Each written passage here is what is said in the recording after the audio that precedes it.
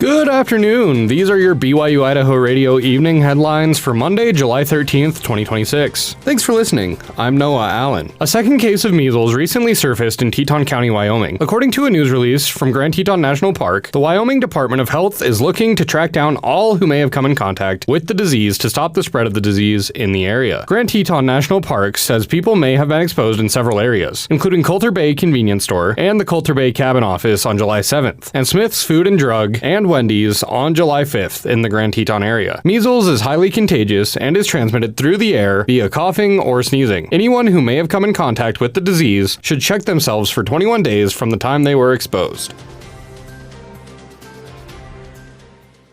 The Measles wildfire near Rexburg has brought more awareness to the dangers of this unusually hot and dry summer. Jack Esplin has the story. The Measles wildfire near Rexburg burned over 1,500 acres of land, which cost around $550,000 to fully contain it. The summer heat wave, paired with the fact that southeast Idaho experienced an unusually warm winter, have both played a major part in wildfires becoming more and more common throughout the region.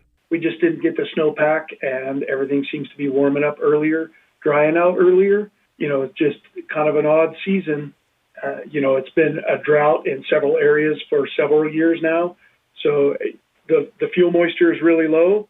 It just makes for scary fire conditions, rapidly moving fires. It's just concerning for us. That's Shane Groh, interim chief of the Pocatello Fire Department. Idaho isn't the only state in the area dealing with wildfires.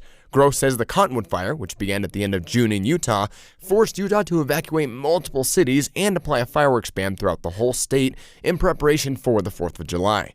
According to reports from the National Interagency Fire Center, there are 41 helicopters and nearly 5,000 personnel engaged in fighting wildfires in the Rocky Mountain area as of July 12th. There isn't an area in the nation with more people fighting fires than the Rocky Mountain area. Over 39,000 fires have burned over 3.5 million acres nationwide this year. Both of those numbers are already more than 125% higher than the national 10-year average, and there are still 5 months left in 2026. While the causes of many of these wildfires are unknown, such as the Measles and Cottonwood fires, Corey Child, fire chief with the Madison Fire Department, shares one major piece of advice on how people can help prevent more wildfires from happening. Understand the power of the match. When you're going to ignite something, understand what consequences you may or may not have by lighting that match. So use common sense. It is dry out there, and use caution with ignition sources. Chief Groh also tells people to clear junipers and other trees and brush away from their homes to save them from stray embers and to consider installing fire-resistant siding. For BYU-Idaho Radio, I'm Jack Esplin. A week-long search for a missing North Carolina man ended in tragedy over the weekend after campers discovered his body along the shore of the Palisades Reservoir. According to local News 8, the Bonneville County Sheriff's Office helped in recovering the body of 55-year-old Tori J. Rather of Charlotte, North Carolina. Authorities say Rather had been missing since the 4th of July holiday when he was recreating with a group in the Snake River Canyon near Alpine, Wyoming. Search and rescue officials report Rather was at the popular spot known as Jumping Rock when he leaped into the river without a life jacket.